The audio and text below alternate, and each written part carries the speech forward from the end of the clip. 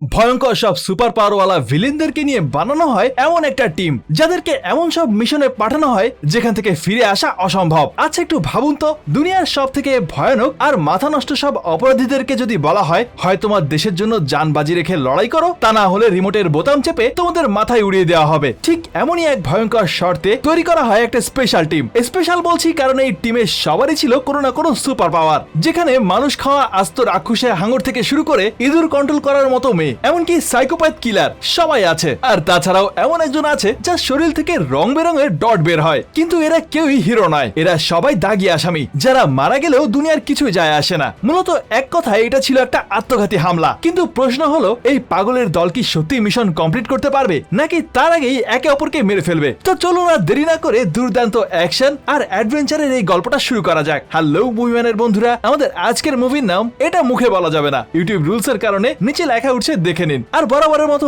আমি মুভিম্যান আছি আপনাদের সাথে। তো চলুন আর দেরি না করে শুরু করা যাক। গল্পটা শুরু হয় আমেরিকার একটা ভয়ঙ্কর জেল থেকে, যেখানে দুনিয়ার সব থেকে ভয়ানক আর বিপজ্জনক সব অপরাধীরা বন্দী থাকে। এদের সবারই কোনো না কোনো সুপার পাওয়ার আছে, কিন্তু সমস্যা হলো এরা কখনোই মানুষের ভালোর জন্য সেই শক্তিগুলো ব্যবহার করেনি। আর এখানে আমাদের দেখা হয় সাভান্তা নামের একটা বন্দীর সাথে। সে খুনের দায়ে 30 বছর ধরে জেল খাটছে। সাভান্তো চুপচাপ আর একা থাকতেই পছন্দ করত, আর কেউ তার জেলে ঢুকলেই সে তাকে মেরে ফেলতো। এমনকি একটা পাখি হলেও সে তাকে ছাড় দিত না। অন্যদিকে অ্যামান্ডা নামের একজন ইন্টেলিজেন্স অফিসারের এমন একটা মিশনের জন্য ঠিক সাভান্তার মতো একজনের দরকার ছিল। সে সাভান্তকে নিজের সাথে নিয়ে যায় আর তার মাথায় একটা ছোট্ট বোম ফিট করে দেয়। অ্যামান্ডা পরিষ্কারভাবে তাকে জানিয়ে দেয়, মিশন সফল হলে তোমার সাজা 10 বছর কমিয়ে দেওয়া হবে, কিন্তু যদি সে ভুলেও কোনো নির্দেশ অমান্য করে বা পালানোর চেষ্টা করে, তাহলে ওই বোমা ফাটিয়ে তার মাথা উড়িয়ে দেওয়া হবে। চিন্তা করুন কি ভয়ানক ব্যাপার। যাই হোক, এরপর সাভান্তার পরিচয় হয় টাস্ক ফোর্স এক্স এর সাথে। আর এটা এমন একটা টিম যেখানে সাভান্তার মতোই সব ভয়ঙ্কর অপরাধীরা আছে। যেমন ধরুন উইজেল নামের এই বন্দী, দেখতে নিরীহ মনে হলেও আসল সত্যিটা ছিল অন্যরকম। সে 17টা বাচ্চাকে খুন করার দায়ে জেলে এসেছিল। আর এই টিমে তার মতোই বাকি সবারও বিভিন্ন রকম সুপার পাওয়ার ছিল। এরপর অ্যামান্ডা একজন সাধারণ আর্মি অফিসার রিককে এই টিমের লিডার বানিয়ে তাদের সবাইকে কর্টো মাল্টিস নামের একটা দ্বীপে পাঠানো হয়। আর মূলত তাদের সবাইকে এখানে পাঠানো হয়েছিল একটা গোপন মিশন কমপ্লিট করার জন্য। কিন্তু তখনই আমরা দেখতে পাই অন্যদিকে অ্যামান্ডার অফিসে থাকা স্টাফরা নিজেদের মধ্যে টাকা নিয়ে বাজি ধরছিল যে এই টিমের মধ্যে সবার আগে কে মারা যাবে, কারণ সবাই জানতো আসলে এটা ছিল একটা আত্মঘাতী মিশন। কারণ এখানে যে কয়জনকে পাঠানো হয়েছিল তার থেকে অনেক বেশি পরিমাণ শত্রু ছিল দ্বীপের ভেতর। যাই হোক, দ্বীপের কাছাকাছি পৌঁছতেই তাদের হেলিকপ্টার আর এগোতে পারে না, তাই বাধ্য হয়ে সবাইকে এক এক করে সমুদ্রে ঝাঁপ দিতে হয়। প্রথমে উইজেল কিছুতেই লাফ দিতে চাচ্ছিল না, সে সবাইকে আটকাতে চাচ্ছিল, কিন্তু কেউ শোনেনি। এক পর্যায়ে উইজেলকেও ধাক্কা দিয়ে ফেলে দেওয়া হয়। আর সমুদ্রে পড়ার পরেই বোঝা যায় উইজেল আসলে সাঁতারই জানতো না। সাভান্তা তাকে বাঁচানোর অনেক চেষ্টা করে, কিন্তু পানি থেকে তোলার আগেই সে মারা যায়। এরপর আমান্ডা সবাইকে আবারও সামনের দিকে এগিয়ে যেতে বলে। কিছু দূর এগিয়ে সবাই পাথরের আড়ালে লুকিয়ে তাদের লিডার রিকের আদেশের অপেক্ষা করছিল। কিন্তু ঠিক তখনই ঘটে একটা বিশাল বিশ্বাসঘাতকতা। ব্ল্যাক গার্ড নামের এক বন্দী শত্রুদের সামনে এসে স্যালেন্ডার করে বলে, তোমাদের কথা মতো আমি সবাইকে নিয়ে এসেছি, আমি তোমাদের গুপ্তচর, এখন তোমরা যা ইচ্ছা এদের সাথে তাই করো, কিন্তু আমাকে ছেড়ে দাও। সে ভাবছিল এটা শুনে হয়তো শত্রুরা তাকে ছেড়ে দেবে, কিন্তু একদমই না। তাদের কাছে ব্ল্যাক গার্ডের আর কোনো প্রয়োজনই ছিল না, তাই সবার আগে শত্রুরা তার মাথায় গুলি করে তাকে মেরে ফেলে। আর এরপরেই শুরু হয় বৃষ্টির মতো গোলাগুলি। এক এক করে টিমের সবাইকে তারা খুব নির্মমভাবে মারতে শুরু করে। এমনকি সেখানে থাকা একজন কয়েদি তার শরীর থেকে নিজের হাতই আলাদা করে ফেলে, আর সেই হাত দিয়ে সে শত্রুদের উপর হামলাও করে, কিন্তু তার পাওয়ার খুব বেশি কাজের ছিল না। এরপর দেখা যায় এক এক করে টিমের সবাই খুব খারাপভাবে মারা যাচ্ছিল। এদিকে এই ভয়ঙ্কর পরিস্থিতি দেখে সাভান্তা তো মাথায় খারাপ হয়ে যায়। সে ভয় পেয়ে উল্টো দৌড় দিয়ে সেখান থেকে পালাতে শুরু করে, কিন্তু আমান্ডা তখন তাকে নির্দেশ দেয় এখান থেকে না পালিয়ে লড়াই করো। কিন্তু সাভান্তা কোনো মতেই তার কথা শুনছিল না, তাই অবশেষে সে বাধ্য হয়ে সাভান্তার মাথায় থাকা সেই বোমটা ফাটিয়ে দেয়। আর এভাবে সাভান্তাও সেখানে মারা যায়। আমরা দেখতে পাই টিমের প্রায় সবাই মারা গেছে, আর দেখে মনে হচ্ছিল মিশন হয়তো এখানেই শেষ। কিন্তু তখনই দেখতে পাই দ্বীপের অন্য পাশে আরেকটা টিম আস্তে আস্তে দ্বীপের দিকে এগিয়ে যাচ্ছে। আসলে আমান্ডা খুবই চালাক ছিল, সে প্রথম থেকেই জানতো এতগুলো শত্রুর সামনে কোনো মতে একটা টিমের কোনো চান্স নেই, তাই সে দুটো টিম বানিয়েছিল। আর প্রথম টিমের কাজ ছিল শত্রুর সামনে এসে এভাবেই মারা যাওয়া, যাতে করে দ্বিতীয় টিম খুব সাবধানে এই দ্বীপে পৌঁছতে পারে, আর তারা চুপি চুপি তাদের মিশনটাও কমপ্লিট করবে। আর এই দ্বিতীয় টিমের মেম্বারদের মধ্যে ছিল ব্লাড স্পট, যার হাতে কিনা যে কোনো ধরনের জিনিসই খুব ভয়ানক অস্ত্র পরিণত হয়ে যেত, এবং সে খুবই শার্প শুটার ছিল। আরেকজন ছিল কিং শার্ক, যে কিনা মানুষের মতো হেঁটে চলে বেড়ালেও তার পুরো শরীরটাই ছিল শার্কের মতো। আর একটা মেয়ে ছিল যার নাম র্যাট ক্যাচার। আসলে এই মেয়েটা তার শক্তি দিয়ে ইঁদুরদেরকে কন্ট্রোল করতে পারতো। আর এই লাল জামা পরা লোকটা ছিল আমাদের সবার প্রিয় জন সিনা, যদিও এখানে ওর ক্যারেক্টারের নাম ছিল পিস মেকার, যে কিনা একজন সাইকো কিলার, আর মানুষদেরকে মারতে ওর খুবই ভালো লাগে। আর একদম শেষে ছিল পোলকা ডট ম্যান, যার পাওয়ারের ব্যাপারে এখানে খুব একটা বেশি বলা হয়নি। আর এই চারজন কুইনকে অ্যামান্ডা সেই একই জেল থেকে উঠিয়েছিল যেখান থেকে প্রথম টিমটাকে ওঠানো হয়েছিল, কিন্তু ব্লাডশট প্রথমে অ্যামান্ডার সাথে কাজ করতে রাজি ছিল না। তখন অ্যামান্ডা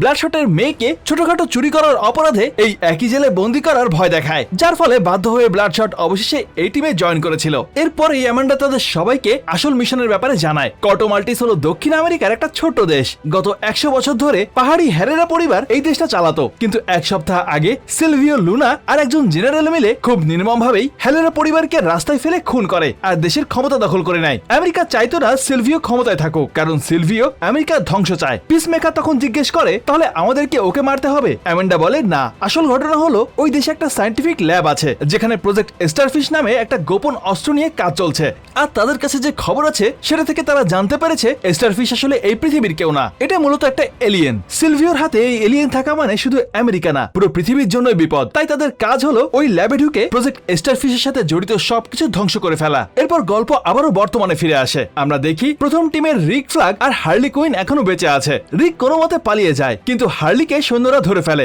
রিক কোনো মতে পালিয়ে জঙ্গলের ভেতরে ঢুকে যায় আর আমান্ডাকে রিপোর্ট করার চেষ্টা করে, কিন্তু তখনই দেখা যায় আরো কিছু লোকজন এসে তাকেও ধরে ফেলে। অন্যদিকে আমরা দেখতে পাই দ্বীপের অন্যদিকে ব্লাড স্পটের টিম জঙ্গলের ভেতরে ক্যাম্প করে বিশ্রাম নিচ্ছিল। রাতে ব্লাড স্পট খেয়াল করে পোলকা ডটম্যানের শরীরে অদ্ভুত অদ্ভুত সব রঙিন ডট আর দাগ ফুলে উঠেছে, আর ঠিক তখনই ডটম্যান দৌড়ে ঝোপের মধ্যে চলে যায়। আর কিছুক্ষণ পর যখন সে ফিরে আসে তখন দেখা যায় আবার সবকিছু স্বাভাবিক হয়ে গেছে। ঠিক তখনই র্যাট চিকারের পোষা ইঁদুরটা, যার নাম কিনা সেবাস্টিয়ান, সে ব্লাড স্পটের কাছে এসে সাহায্য চায়। ব্লাড স্পট গিয়ে দেখে কিং শার্ক ক্ষুধার কারণে ঘুমন্ত র্যাট চিকারকে আস্ত গিলে ফেলার চেষ্টা করছে। এটা দেখে সে রেগে গিয়ে সাথে সাথে হাঙ্গরের দিকে গুলি চালায়। র্যাট চিকার রেগে গিয়ে ইঁদুরের এক বিশাল বাহিনী রেখে কিং শার্ককে মারতে যাচ্ছিল, আর এসব দেখে পিচমেকারও বলে কিং শার্ককে মেরে ফেলাই ভালো, কারণ সে কখন টিমমেটদেরকে খেয়ে ফেলবে কোনো ঠিক নেই। কিন্তু অন্যদিকে অ্যামান্ডা তাদেরকে এটা করতে নিষেধ করে, কারণ এই টিমের মধ্যে কিং শার্কই ছিল সব থেকে শারীরিকভাবে শক্তিশালী, আর তাই ল্যাবে ঢোকার জন্য তাকে প্রয়োজন ছিল।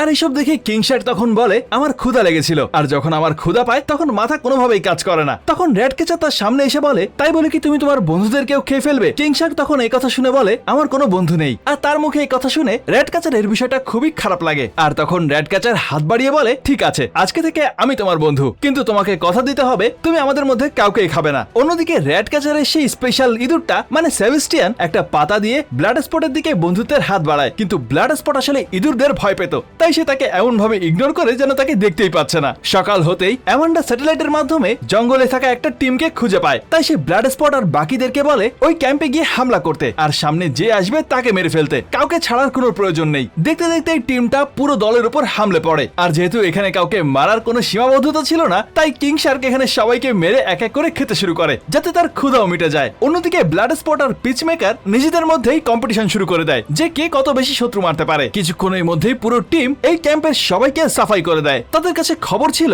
তাদের লিডার রিককে এই ক্যাম্পে আটকে রাখা হয়েছে, তাই যখন রিককে ছাড়ানোর জন্য তারা ভেতরে ঢোকে তখন তারা সবাই অবাক হয়ে যায়, কারণ তারা ভেতরে ঢুকেই দেখে রিক তো আরামে বসে তাদের লিডারের সাথে কথা বলছিল। আর এখানে একটা টুইস্ট দেখা যায়, আসলে পরে তারা জানতে পারে যে লোকদেরকে তারা এতক্ষণ ধরে মেরেছে তারাই আসলে রিকের প্রাণ বাঁচিয়েছিল। আসলে এই ক্যাম্পের লিডার অ্যালাইস দেশের বেশ কিছু সাহসীদেরকে নিয়ে একটা মুক্তিকামী সংগঠন বানিয়েছিল, যারা কিনা সিলভিয়া সরকারকে উপড়ে ফেলতে চাচ্ছিল, কিন্তু ব্লাড স্পটের টিম না জেনেই সবকিছু শেষ করে ফেলেছে, তাই অ্যালাইস তাদের উপর অনেক রেগে যায়। কিন্তু লিডার রিক তখন তাকে বোঝায় যা হয়েছে সেটা ভুল বোঝাবুঝির কারণে হয়েছে, কিন্তু আমাদের দুজনের উদ্দেশ্য একই, আমরা সিলভিয়া লুনাকে শেষ করতে চাই, তাই এখন আমাদের এক হয়ে কাজ করতে হবে। অন্যদিকে তখনই আমরা দ্য থিঙ্কার নামের একজন সায়েন্টিস্টকে দেখতে পাই যে প্রজেক্ট স্টারফিশ নিয়ে কাজ করছিল। আসলে সিলভিও তাকে দিয়ে এলিয়েনটাকে ব্যবহার করে এমন এক অস্ত্র বানাতে চায় যা পুরো বিশ্বকে তাদের পায়ের কাছে এনে ফেলবে। এদিকে হার্লি কুইনকেও সিলভিও রাজপ্রাসাদে আনা হয়। সিলভিও আসলে হার্লিকে খুব পছন্দ করত, আর তাই সে তাকে বিয়ের প্রস্তাব দেয়। এটা শুনে হার্লি তো মহা খুশি যে অন্তত তাকে মেরে তো ফেলা হবে না, আর এত সুন্দর একটা ছেলেকে বিয়ে করতে তার কোনো সমস্যাও নেই।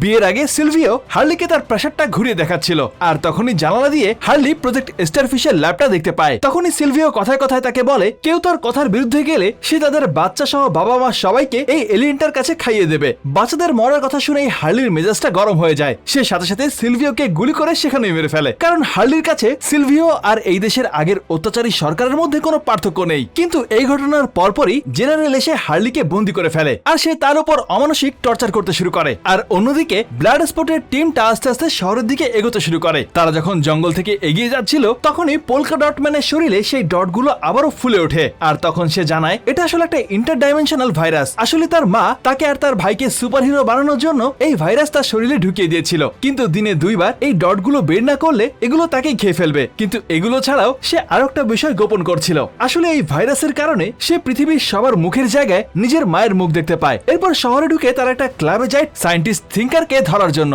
কিন্তু তারা কিং শার্ককে ভ্যানের ভিতরেই রেখে যায় যাতে করে তারা সহজে অন্যদের চোখে না পড়ে। এরপর যখন থিঙ্কার ক্লাবে ঢুকে ব্লাড স্পট তাকে গান পয়েন্টে ধরে, কিন্তু তখন এই মিলিটারিরা এসে সবার পাসপোর্ট চেক করতে শুরু করে। ধরা পড়ে যাওয়ার ভয়ে ব্লাড স্পট আর পিচমেকার ইচ্ছা করেই সারেন্ডার করে যাতে বাকিরা থিঙ্কারকে নিয়ে পালাতে পারে। এরপর ভ্যানের রিক জানতে পারে হার্লি এখনো বেঁচে আছে, আর এটা শুনেই তারা মুহূর্তের মধ্যে ওই ভ্যানের গার্ডদেরকে মেরে ফেলে হার্লিকে বাঁচাতে যায়। এদিকে দেখা যায় হার্লি টর্চার সহ্য করতে না পেরে অজ্ঞান হয়ে যায়, কিন্তু জ্ঞান ফিরতেই সে নিজের বুদ্ধিতে গার্ডের গলা চেপে চাবিটা নিয়ে নেয় আর একাই পুরো বিল্ডিং এর সবাইকে মেরে বের হয়ে আসে। বাইরে এসে দেখে রিক আর ব্লাড স্পট তাকেই বাঁচাতে এসেছে। কেউ তাকে বাঁচানোর জন্য নিজের জীবন ঝুঁকি নিয়েছে দেখে হার্লি বেশ ইমোশনাল হয়ে পড়ে। এরপর তারা থিঙ্কারকে নিয়ে সেই গোপন ল্যাবের দিকে যায়। সিকিউরিটি পার করে ভেতরে ঢুকে তারা মূল গেটে গার্ডদেরকে মেরে পুরো বিল্ডিংটাই সিল করে দেয়। রিক আর থিঙ্কার ল্যাবের দিকে যায় আর বাকিদেরকে বলে পুরো বিল্ডিং এ বোমা ফিট করতে। ল্যাবে ঢুকেই তারা দেখে বিশাল একটা গ্লাসের জানালার ওপাশে সেই ভয়ঙ্কর এলিয়েন স্টারফিশটা বন্দি আছে, আর অন্যান্য বিজ্ঞানীরা নিরীহ মানুষদেরকে খাঁচায় আটকে রেখে তাদের মুখে ছোট ছোট স্টারফিশ লাগিয়ে রেখেছে। এগুলো মানুষের ব্রেনকে কন্ট্রোল করে। অন্যদিকে তখন ল্যাবের ভেতরে থাকা র্যাট ক্যাচার সেই জানালার উপরে একটা বিশাল হাত দেখতে পায়, আর তখনই সে বুঝতে পারে আসলে স্টারফিশ বাকি সব স্টারফিশ গুলোর মতো ছোট না, সে আসলে সাইজে অনেক বড়, আর তাকে গত 20 বছর ধরে এখানে আটকে রাখা হয়েছে। র্যাট ক্যাচার তখন বলে আমাদের এই মানুষগুলোকে বাঁচানো উচিত, কিন্তু থিঙ্কার তখন বলে অনেক হয়েছে, আর ভালো শাস্তি হবে না। আসলে তোমরা আর আমি কেউই আলাদা না, আমরা সবাই একই রাজার পেয়াদা। কিন্তু এটা শুনে রিক কিছুতেই বিশ্বাস করতে চাচ্ছিল না, আর ঠিক তখনই থিঙ্কার এমন একটা সত্যি বলে যেটা শুনে রিকেরও মাথা ঘুরে যায়। সে বলে আসলে এই স্টারফিশটাকে আমেরিকান অ্যাস্ট্রোনটরাই খুঁজে পেয়েছিল মহাকাশে, আর তারপর তারাই একে পৃথিবীতে এনেছিল। কিন্তু আমেরিকা সবসময় উন্নতি চেলেও সেই উন্নতির জন্য তারা কোনো কুরবানি দিতে রাজি না, আর তাই তারা এই পুরো এক্সপেরিমেন্টটাকে নিজেদের মাটিতে না করে এই ছোট্ট দ্বীপের মধ্যে করেছে। আর এখন যখন তাদের মনে হচ্ছে তাদের এই প্রজেক্টের কোনো প্রয়োজন নেই, তাই তারা তোমাদেরকে পাঠিয়েছে এই পুরো জায়গাটাকে ধ্বংস করার জন্য। তখন রিক ঠিক করে সে এই কালো সত্যটা পুরো পৃথিবীর সামনে নিয়ে আসবে, তাই সে সেখানকার সব ডাটাগুলো একটা হার্ড ডিস্কে কপি করে নেয়। এদিকে পুরো বিল্ডিং এ বোমা লাগাতে লাগাতে পিচমেকার হঠাৎ করেই কিং শার্ককে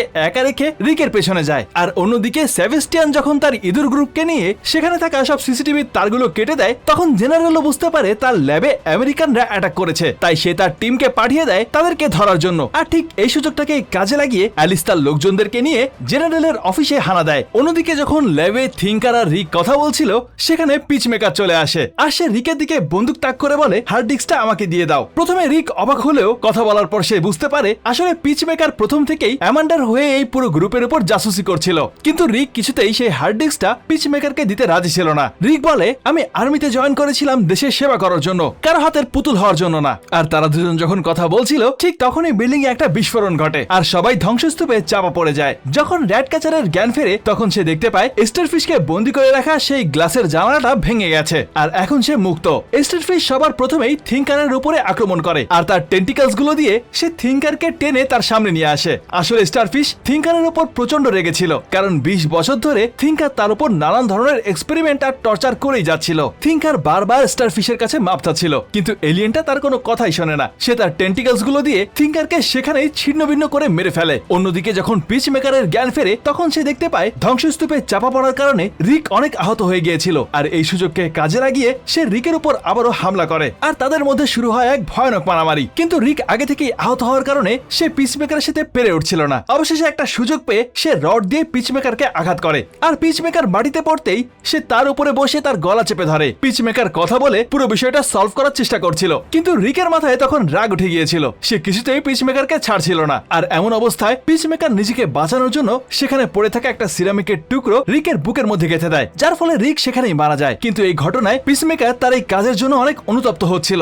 আসলে সেও রিককে মারতে চায়নি। আর ঠিক তখনই পিচমেকারের চোখ পড়ে র্যাট ক্যাচারের ওপর। সে তখন সেই হার্ড ডিস্কটা নিয়ে সেখান থেকে পালানোর চেষ্টা করছিল। পিচমেকার তাকে হার্ড ডিস্কটা ফেরত দিয়ে দিতে বলে, কিন্তু র্যাট ক্যাচার কোনো কথা না শুনে সেখান থেকে দৌড়ে পালাচ্ছিল। আর তখনই আমরা ব্লাড স্পটকেও দেখতে পাই, সে তখনও বিল্ডিং এর বিভিন্ন জায়গায় বোম লাগাচ্ছিল। অন্যদিকে কিং শার্ক বোমগুলো লাগিয়ে একটা রুমের মধ্যে আসে, যেখানে সে একটা বিশাল অ্যাকুরিয়ামে অনেকগুলো কালারফুল মাছ দেখতে পায়, আর মাছগুলোকে দেখে সে খুশিতে কাজ ফেলে তাদের সাথে খেলতে শুরু করে। অন্যদিকে তখন বিল্ডিং এর উপরের তলায় ব্লাড স্পট, ডটম্যান আর হার্লি কুইন গার্ডদের থেকে বাঁচার জন্য এখানে সেখানে লুকিয়ে বেড়াচ্ছিল। আর তখনই ডটম্যানের ব্যাগ থেকে অনেকগুলো এক্সপ্লোসিভ নিচে পড়ে যায়। যখনই গার্ডরা তাদের দিকে আক্রমণ করতে আসে, ডটম্যান তার ডটগুলো ছুঁড়ে তাদেরকে মারার চেষ্টা করে, কিন্তু তখনই ভুল করে একটা ডট সেই এক্সপ্লোসিভ গুলোর গায়ে লেগে যায়, যার ফলে বিশাল একটা বিস্ফোরণ ঘটে। আর তখনই দেখা যায় নিচের তলায় কিং শার্ক যে মাছগুলোর সাথে খেলছিল, এই বিস্ফোরণের কারণে তাদের অ্যাকুরিয়ামটা ভেঙে যায় আর পুরো জায়গাটা পানিতে তলিয়ে যায়। কিন্তু তখনই দেখা যায় একটা মজার টুইস্ট। আসলে কিং শার্ক এতক্ষণ যাদেরকে মাছ ভাবছিল তারা আসলে এক ধরনের এলিয়েন ছিল, আর এরা কোনো শান্ত এলিয়েন না। সেই ছোট ছোট কিউট কালারফুল মাছগুলো তাদের ভয়ঙ্কর দাঁত বের করে কিং শার্কের উপর হামলা করে বসে। এদিকে সেই বিশাল অ্যাকুরিয়ামের পানির চাপে বিল্ডিং এর ওয়ালে ফাটল ধরে, আর তারা সবাই মিলে পানির স্রোতের নিচের দিকে পড়তে শুরু করে। হার্লি কুইন আর ব্লাড স্পট তো কোনো মতে বেঁচে যায়, কিন্তু কিং শার্ক ভারী হওয়ার কারণে সে সোজা 8 তলা উপর থেকে নিচে আছড়ে পড়ে, আর তাকে দেখে সেখানে থাকা সৈনিকরা তার উপর গুলি চালাতে শুরু করে। কিং শার্ক যখন কোনো মতে নিজের হুঁশ ফিরে পায়, তখন সে উঠে দাঁড়িয়ে দেখে তার পুরো শরীর রক্তাক্ত হয়ে আছে, আর এটা দেখে সে প্রচন্ড রেগে যায়। আর সেখানেই শুরু হয় আরেক মৃত্যুর তাণ্ডব। সে এক এক করে সব সৈনিকদেরকে আস্ত গিলে খেতে শুরু করে। অন্যদিকে দেখা যায় সেই বড় বিল্ডিংটা 2 ভাগে ভাগ হয়ে যায়, আর তখন সবাই মিলে অন্য পাশের বিল্ডিং এ লাফ দিয়ে চলে আসে। হার্লি কুইন আর ডট কোনো মতে বেঁচে যায়, কিন্তু ব্লাড শট তখন একটা তার ধরে ঝুলছিল। অন্যদিকে দেখা যায় পিচমেকার র্যাট ক্যাচারকে ধরে ফেলেছে, আর সে তার দিকে বন্দুক তাক করে তাকে মেরে ফেলতে যাচ্ছিল। যদিও সে চাইলেই হার্ড ডিস্কটা নিয়ে র্যাট ক্যাচারকে ছেড়ে দিতে পারত, কিন্তু সে কোনো রকম প্রমাণ রাখতে চাচ্ছিল না। পিচমেকার তখন র্যাট ক্যাচারকে গুলি করতেই যাচ্ছিল,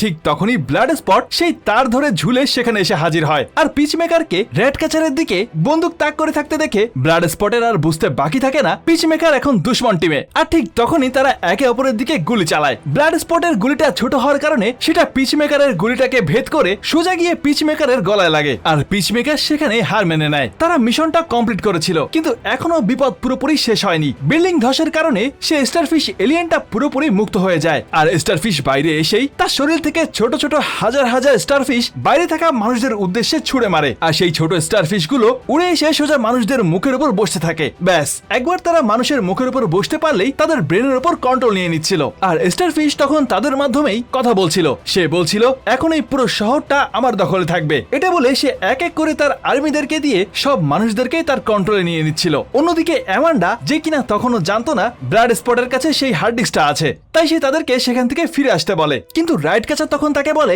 একটা ছোট্ট সমস্যা আছে, সেই বিশাল এলিয়েনটা শহরের দিকে যাচ্ছে, আর এর কারণে হাজার হাজার মানুষ মারা যাবে। কিন্তু অ্যামান্ডার তাতে কিছুই যায় আসে না। সে বারবার তাদেরকে বলতে থাকে তোমরা তোমাদের মিশন কমপ্লিট করেছো, এখন ওখান থেকে ফিরে এসো, বাকি যা কিছুই হোক না কেন সেটা তোমাদের দেখার বিষয় না। এটা শুনে প্রথমে ব্লাড স্পট তার টিমকে নিয়ে সেখান থেকে ফিরে আসছিল, কিন্তু পেছনে হাজারো মানুষের চিৎকার শুনে অবশেষে সে তার সিদ্ধান্ত পাল্টে ফেলে। সে তার টিমকে নিয়ে সবাইকে বাঁচানোর জন্য শহরের দিকে দৌড়তে শুরু করে, কিন্তু অ্যামান্ডা তাদেরকে বারবার নিষেধ করছিল। কিন্তু এরপরও যখন কেউ তার কথা শুনছিল না, তখন সে তাদের মাথায় লাগানো সেই বোমগুলো ব্লাস্ট করার ভয় দেখায়। আর সে যখনই সেই বোমগুলো ব্লাস্ট করতে যাচ্ছিল, তখনই দেখা যায় অ্যামান্ডার অফিসে থাকা বাকি স্টাফরা তাকে মেরে অজ্ঞান করে দেয়, কারণ আসলে এই বিষয়টা তাদের কাছেও অমানবিক লাগছিল। শহরে থাকা হাজারো নিষ্পাপ মানুষ মারা যাবে যদি তারা এই মুহূর্তে কিছু করতে না পারে, আর তাই এবার অফিসে থাকা সেই সাধারণ স্টাফরাই পুরো টিমকে সাহায্য করতে শুরু করে। এরপর ব্লাড স্পট আর বাকিরা সবাই মিলে সেই স্টারফিশের উপর হামলা করতে শুরু করে। ব্লাড স্পট তার সব থেকে অ্যাডভান্স বন্দুক দিয়ে স্টারফিশের উপর হামলা করে, কিন্তু এতেও তার কিছুই হয় না। তখন কিং শার্ক দৌড়ে যায় পুরো স্টারফিশকে খাওয়ার জন্য, আর সে তার ধারালো দাঁত দিয়ে স্টারফিশের বাইরে থাকা চামড়াগুলো খেতে শুরু করে। অন্যদিকে ডটম্যান তখন তার পাওয়ার দিয়ে স্টারফিশের একটা পা ঘায়ল করে দেয়। দেখে মনে হচ্ছিল এবার হয়তো তারা জিতেই যাবে, কিন্তু ঠিক তখনই স্টারফিশ ডটম্যানকে মাটির সাথে গুড়িয়ে দেয়, আর এরপর কিং শার্ককেও দূরে ছুড়ে ফেলে দেয়। আর সে ব্লাড স্পট আর বাকিদেরকে থামানোর জন্য তার পুরো আর্মিকে সেখানে পাঠিয়ে দেয়। রাইট ক্যাচারও আক্রমণ করতেই যাচ্ছিল, কিন্তু সে প্রায় মরতে মরতে বেঁচে যায়। এরপর দেখা যায় ব্লাড স্পটের কাছে আর কোনো অস্ত্রই ছিল না। ঠিক তখনই রাইট ক্যাচার তার শক্তি ব্যবহার করে পুরো শহরের ইঁদুরকে সেখানে এক জায়গায় করে, আর তাদের সবাইকে দিয়ে স্টারফিশের উপর আক্রমণ করায়। হাজার হাজার ইঁদুরের আক্রমণে স্টারফিশ তখন প্রায় দিশেহারা। আর ঠিক এই সুযোগটাকে কাজে লাগিয়ে হার্লি কুইন একটা উঁচু জায়গায় উঠে বসে, আর একটা বর্ষা নিয়ে সোজা স্টারফিশের চোখের উপর আক্রমণ করে, যার ফলে তার চোখে একটা ছিদ্র হয়ে যায়। আর সেই ছিদ্র দিয়েই হাজার হাজার ইঁদুর একসাথে স্টারফিশের শরীরের ভেতরে ঢুকে যায়। আর এবার সেই ইঁদুরগুলো স্টারফিশকে ভেতর থেকেই খেতে শুরু করে, আর দেখতে দেখতেই স্টারফিশ ভেতর থেকে রক্ত রক্ত হয়ে যাচ্ছিল। তখন স্টারফিশ বলতে শুরু করে আমি তো মহাকাশে খুশি ছিলাম, মহাকাশের তারা দেখেই আমার দিন কেটে যাচ্ছিল, কিন্তু তোমরা কেন আমাকে এখানে নিয়ে আসলে আর আমার উপর এত টর্চার করলে। এটা বলতে বলতেই সে ধপাস করে মাটিতে পড়ে যায়, আর স্টারফিশ সেখানেই মারা যায়। ব্লাড স্পট আর তার টিম জিতে গেলেও এই লড়াইয়ে তাদেরও অনেক টিমমেটকে হারাতে হয়েছে, তাই ব্লাড স্পট এখন পুরোপুরি রেগে ছিল। সে অ্যামান্ডাকে আমাকে ফোন করে বলে এরপর আমাদের কাউকে বা আমার মেয়েকে কোনো রকম যন্ত্রণা করলে আমার কাছে থাকা হার্ড ডিস্ক পুরো পৃথিবীর সামনে চলে আসবে আর পৃথিবীর সবাই জানতে পারবে আমেরিকা কতটা জঘন্য কাজ করেছে। অ্যামান্ডাও তখন এই ভয়ে আর কিছুই বলতে পারছিল না, আর তখন তাদেরকে সেখান থেকে উদ্ধার করার জন্য একটা হেলিকপ্টার পাঠানো হয় আর দেখা যায় সবাই হেলিকপ্টারে উঠে তাদের নতুন জীবন শুরু করার উদ্দেশ্যে রওনা দিচ্ছে। আর ঠিক তখনই ইঁদুরদের সেই লিডার সেবাস্টিয়ান এসে ব্লাড স্পটের পায়ের উপর বসে আর এই প্রথমবার ব্লাড স্পট সাহস করে সেবাস্টিয়ানের গায়ে হাত বুলিয়ে দেয়। তার মানে তাদের মধ্যেও বন্ধুত্ব হয়ে গেছে। গল্পটা এখানেই শেষ হলেও একদম শেষে দেখা যায় সেই উইসেল এখনো বেঁচে আছে আর তার জ্ঞান ফিরতেই সে দৌড়ে জঙ্গলের দিকে চলে যায়। অন্যদিকে আমরা পিসমেকারকেও হাসপাতালে দেখতে পাই, সেও এখনো বেঁচে আছে। আর গল্পটা এখানেই শেষ হয়ে যায়। এই গল্পটা আমাদেরকে শেখায়